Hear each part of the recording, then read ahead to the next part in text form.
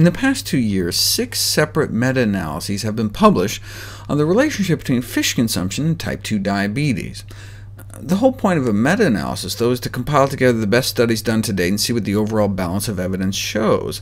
The fact that there are 6 different ones published recently highlights how open the question remains. One thread of consistency, though, was that fish consumers in the United States tended to be at greater risk for diabetes. If you include Europe too, then fish eaters appeared to have a 38% increased risk of diabetes. On a per-serving basis, that comes out to be about 5% increase in risk for every serving of fish one has per week.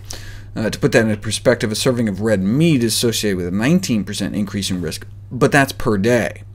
Just one serving of fish a week is 5%, so a serving a day would be like a 35% increase in risk, worse than red meat. But why?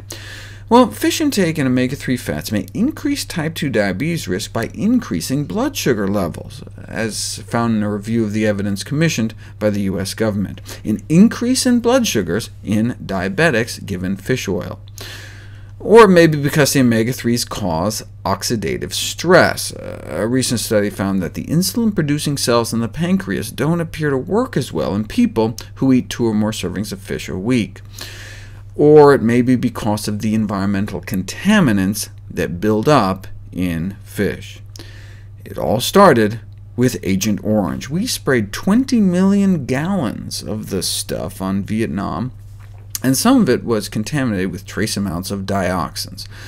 Though the Red Cross there estimates 1 million Vietnamese were adversely affected, what about all the servicemen, the U.S. servicemen who were exposed, spraying it across the countryside?